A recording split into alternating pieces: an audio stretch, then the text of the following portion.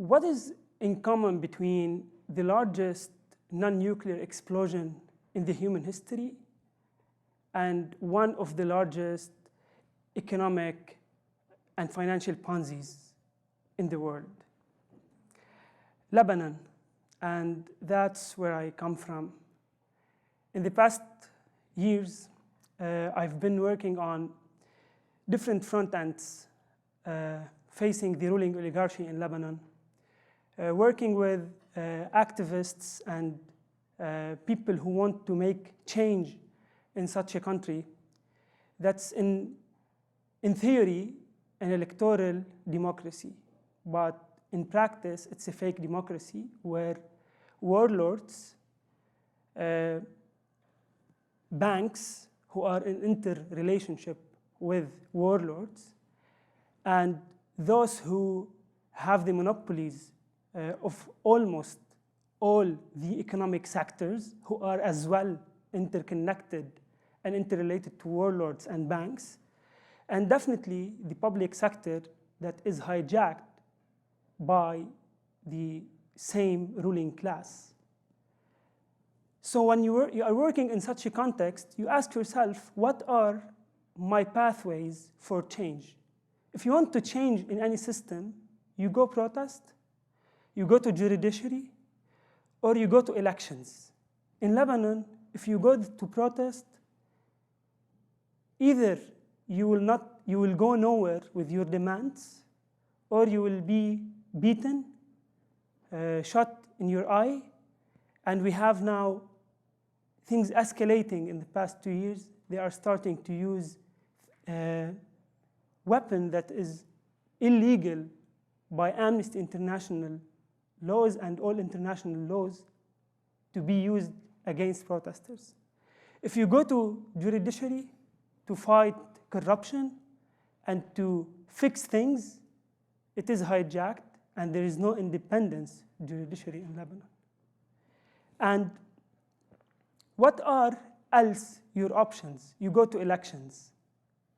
They set an electoral law that makes sure to bring them back to power. We live in a country where clientelistic networks offer people in different districts their basic needs, some of their basic needs, and in return, they give their vote to this sectarian leader in terms of elections. Is this a democracy? Definitely not.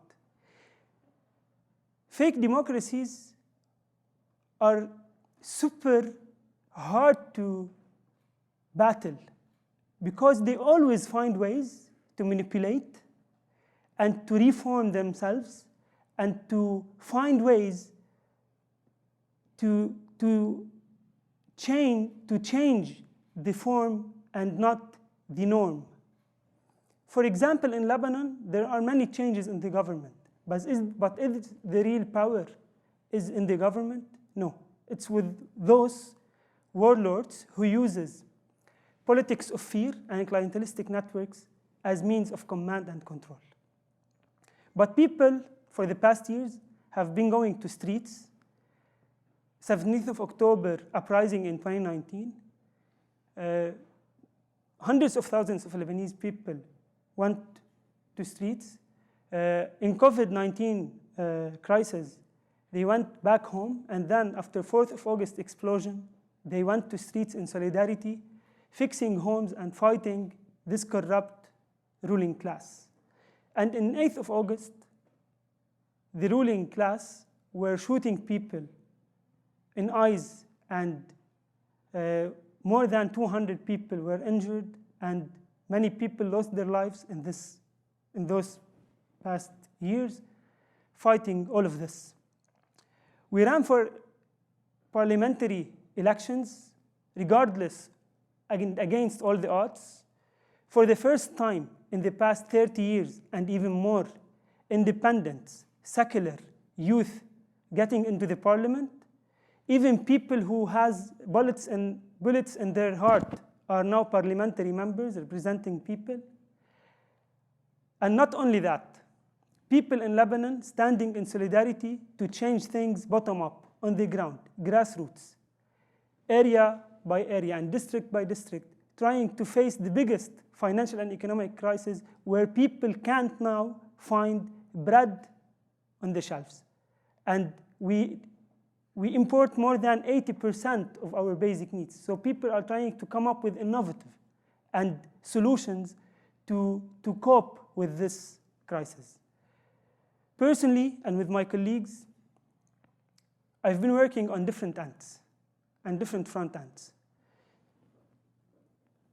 Being an activist, ran for elections with independent lists, mobilizing, organizing people around their basic rights, and as well organizing and being part of the biggest solidarity network, working with cooperatives, small producers, unions, to set the ground for the economy and to the society to stand in solidarity in achieving and covering its basic needs. Because the parallel line in getting into the policy level and influencing policy should be hand in hand going with stabilizing the society and working on ground with people and for them. Why should democracy in Lebanon matter for other people and for other democracies? Because while speaking to people from different parts of the world, I found that Lebanese case contextually is unique, but at the core, we share many challenges. And a good news for democracy in Lebanon will definitely be good news for democracy in any other place in the world. We are in this fight together, and we have to work together to make better democracies work for everyone and to make real democracies out of fake democracies and not let them to slip into autocracies and make things even worse. Thank you. I'm happy to be with you all, and we are in this together.